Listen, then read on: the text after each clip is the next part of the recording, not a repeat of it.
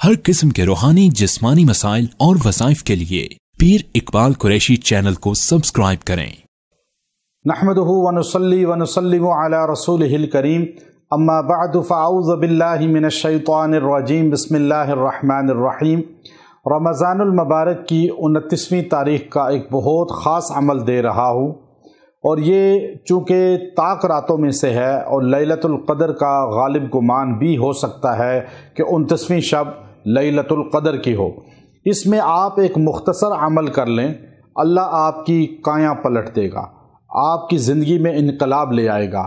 آپ پریشان حال ہیں تو ایک دم انشاءاللہ خوشحالی کی طرف آ جائیں گے۔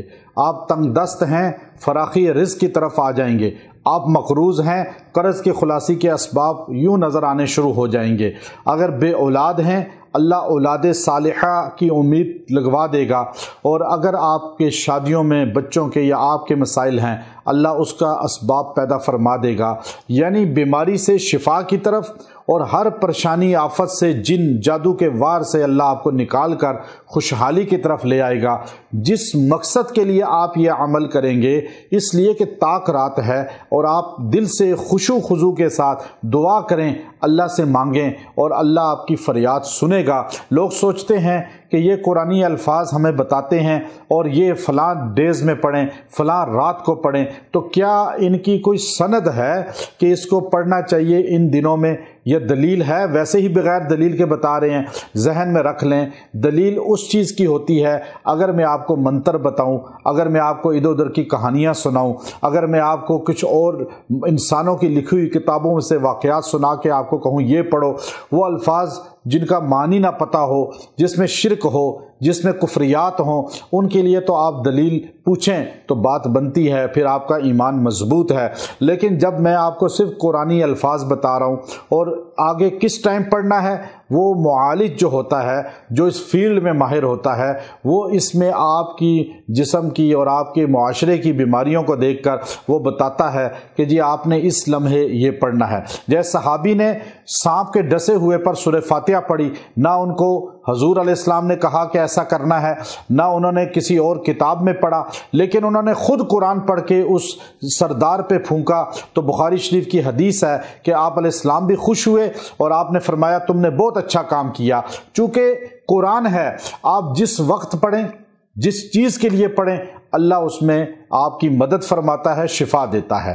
اب یہ چونکہ ہماری نسبت قرآن سے جڑ جائے، ہم شرک سے بچیں، بدعات سے بچیں، رسومات سے بچیں، اور کفریات سے بچیں، اور ایسی غلط لوگوں سے بچ جائیں جو ہمارا عقیدہ قرآن و سنت سے دور کر کے شرک اور بدعت کی طرف لائیں، سلف صالحین سے ہمارا تعلق مضبوط ہو جائے، اکابر امت سے ہم جڑ جائیں، یہ ہمارا مقصود ہے۔ تو میں آپ کو 29ویں شب کا بہت پرتاثیر عمل دے رہا ہوں۔ اگر آپ نے یہ کر لیا، اللہ آپ کی زندگی میں رونق لے آئے گا۔ آپ کی ہر مراد، جو آپ ڈاؤن ہیں، اللہ آپ کو اٹھا دے گا۔ اب کسی بھی چیز میں آپ کمزور ہیں، اللہ آپ کو اس کمزوری سے نجات دے دے گا۔ وہ عمل مجرب آپ نے 29ویں شب کو کرنا ہے۔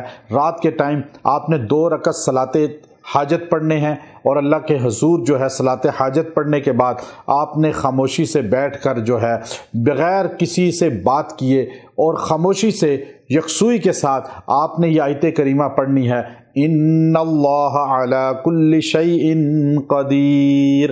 اس کو آپ نے 111 بار پڑھ کے دعا کرنی ہے، اللہ کے حضور رو کے مانگنا ہے، جو حاجت ہے اس کے لیے دعا کرنی ہے۔ اللہ وہ حاجت بھی پوری کرے گا، وہ مراد بھی پوری کرے گا، اللہ آپ کی کایاں پلٹ دے گا، کیونکہ اللہ ہر چیز پر قادر ہے۔ کوئی بندہ نہیں آپ کو دینے والا، کسی بندے سے امید نہ رکھیں، مخلوق سے نہ رکھیں، ساری مخلوق محتاج ہے، اللہ خالق ہے، اللہ قادر ہے۔ تو آپ اس آیت کریمہ کی طاقت دیکھیں گے، اور جب آپ کو ضرورت ہو آپ یہ چند بار پڑھ کے دعا کریں گے، اللہ آپ کی مراد پوری فرمائے گا۔ وآخر دعوانا ان الحمد للہ رب العالمین۔